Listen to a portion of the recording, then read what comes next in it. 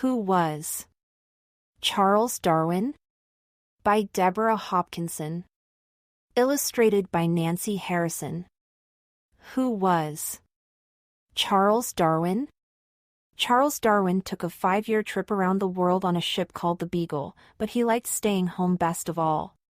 He lived in a small English village where he raised pigeons, played with his children, and pottered in his garden. Although he lived a quiet life, Charles Darwin started a revolution of thought. People have always wondered how life on Earth began. When Charles Darwin lived, most people in Europe and America believed God created the entire world in 6 days, just as it says in the Bible. But Charles Darwin was not most people. The Beagle voyage taught him to be a true scientist, to look closely at nature, question everything, and think in a new way about how life on Earth started. He showed how living things could naturally change or evolve over a long period of time. Was Charles Darwin a genius? He didn't think so. Charles thought of himself as simply a scientist. And like all good scientists, Charles was curious, so curious he was never afraid to ask hard questions, and he looked for answers based on what he saw. Charles Darwin knew his ideas would shock people. They did. Yet today scientists accept evolution as a fact. Charles Darwin is as important as ever. Charles Darwin changed history.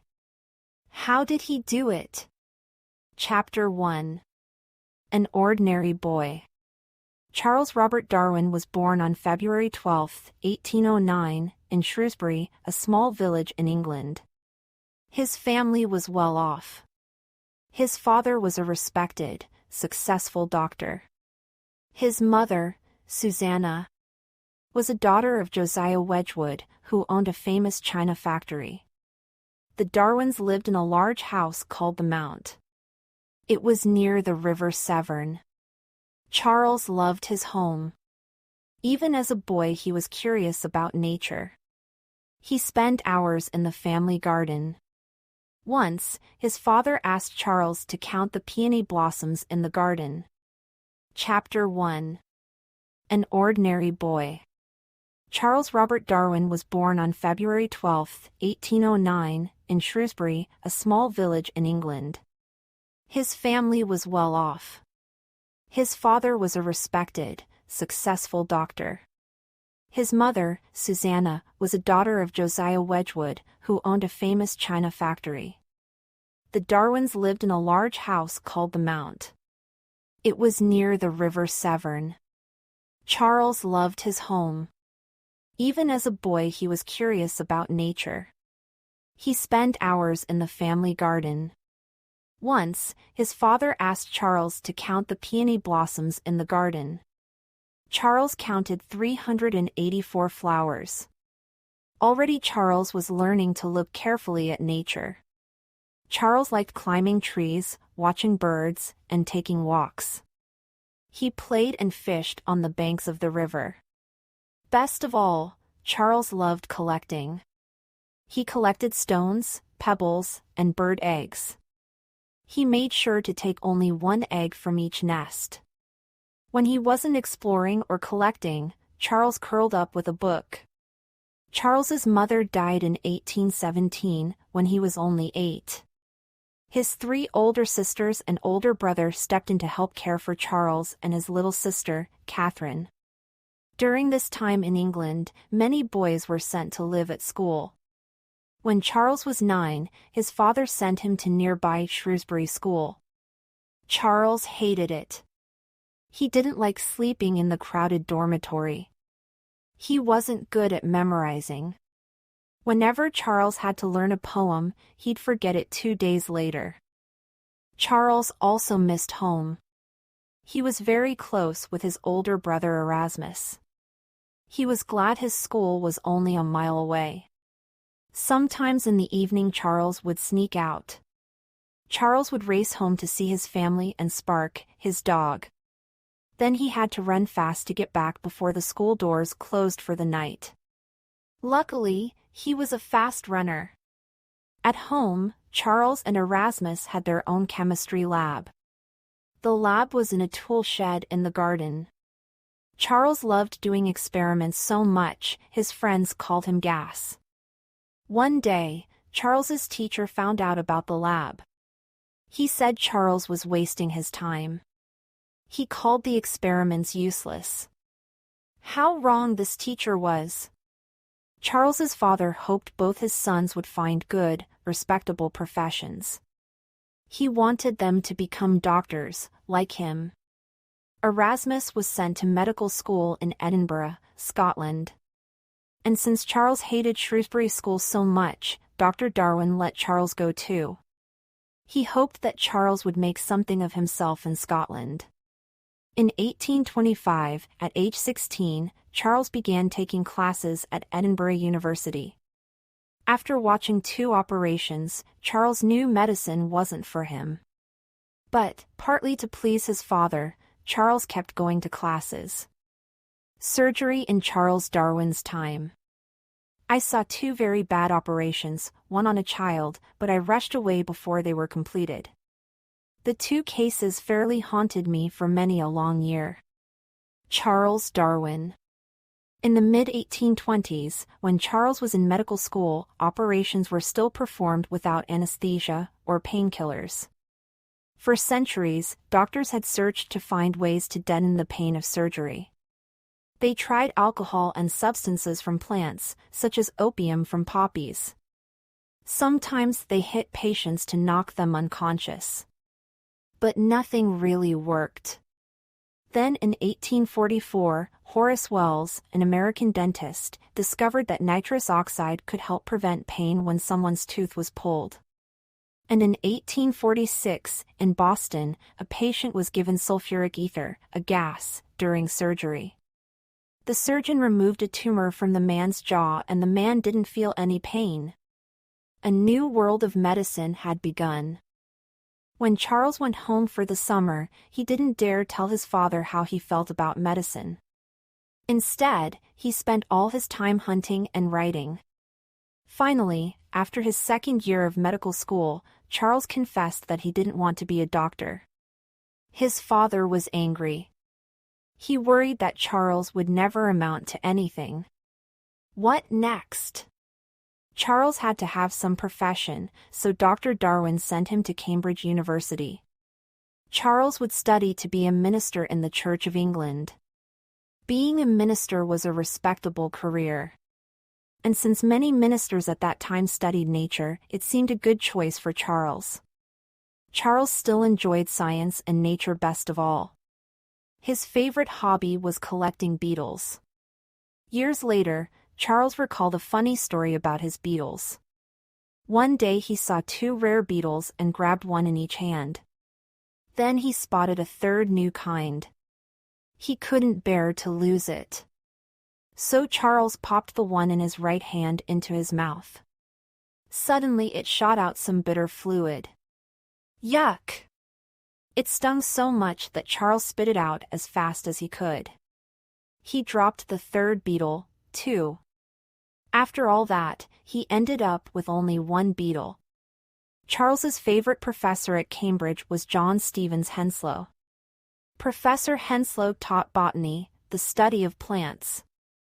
The 2 became friends and often took walks together. This friendship would change Charles's life. Chapter 2. Chance of a Lifetime. Charles graduated from college in the summer of 1831 at age 22. He planned to return to Cambridge in the fall to do extra work, then become a minister. In the Church of England, ministers can marry and have a family. Charles would be in charge of a country church, preach sermons, and help people. In his free time, he'd be able to explore nature. In August, Charles got a letter from his friend Professor Henslow. The professor had a surprising question for him. Would Charles like to travel around the world? A captain in the British Navy named Robert Fitzroy would soon sail around the world. His ship, the HMS Beagle, would be gone for at least 2 years.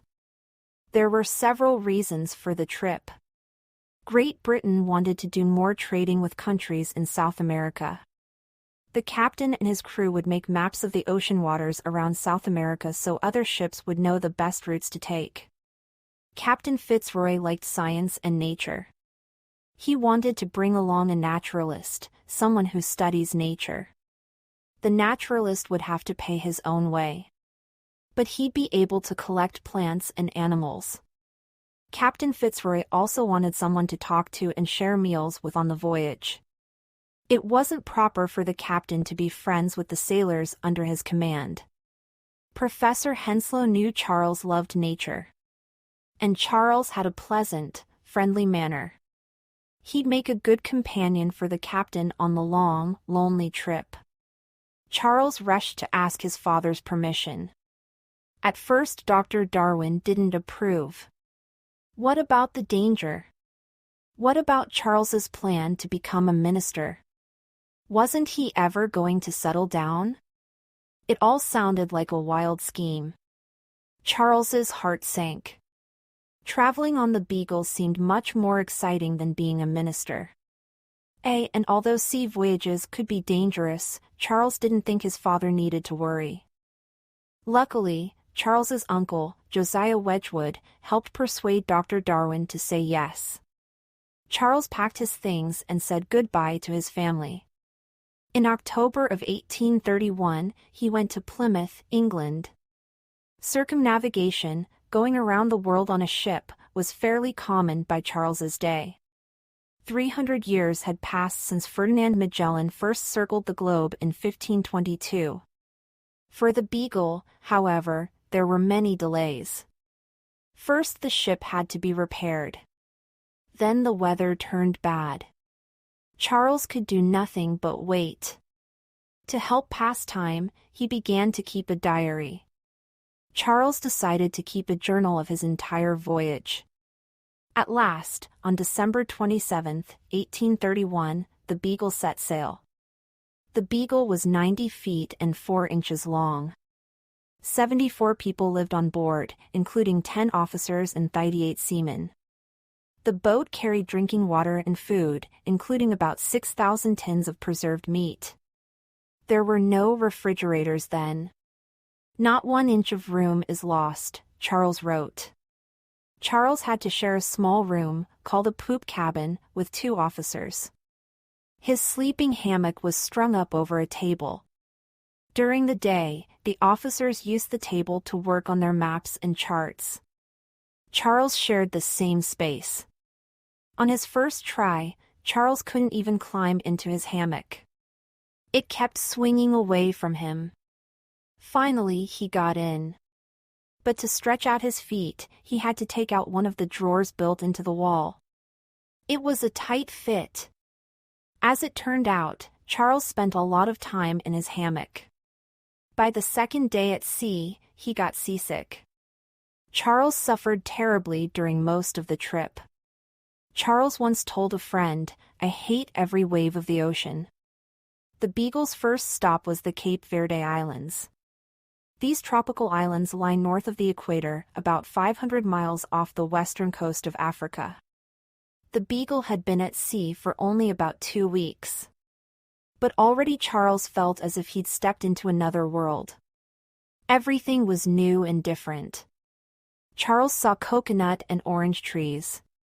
He walked on volcanic rocks. Right away he started collecting new insects, new flowers, and new sea creatures.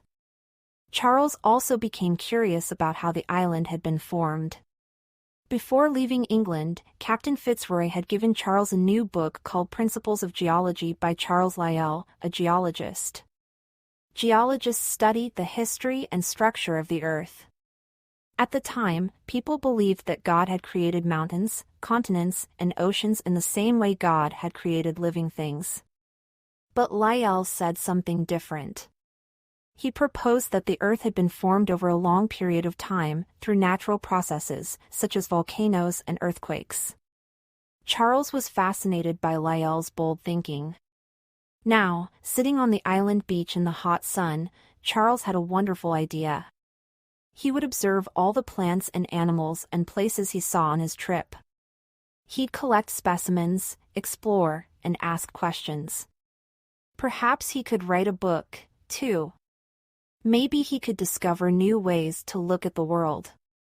Charles was filled with excitement. His life now had purpose. He would follow his heart and become a scientist. Chapter 3. Charles becomes a scientist. Charles had lots of time to learn to think like a scientist.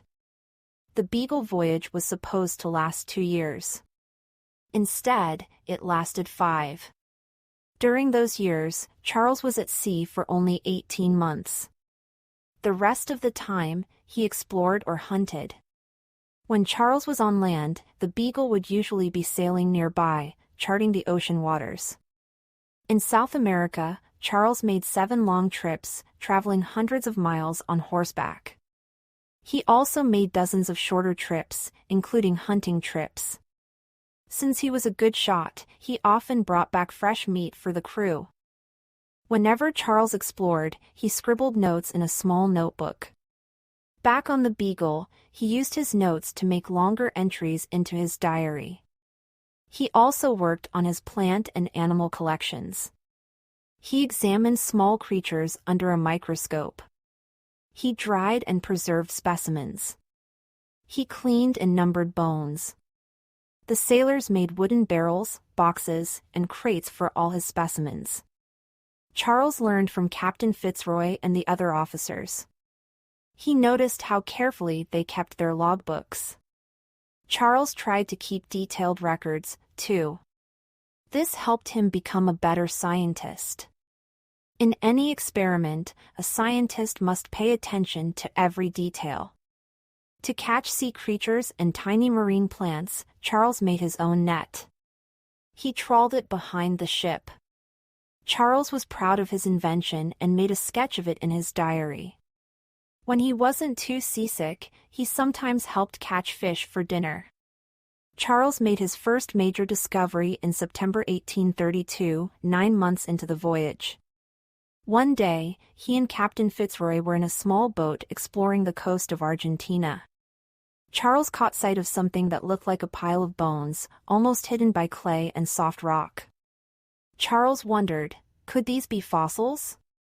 The next day, Charles went back with his pickaxe and dug for hours. He found fossil skeletons from at least 3 large animals. One had an enormous head. Charles had never seen any creature with big bones like these.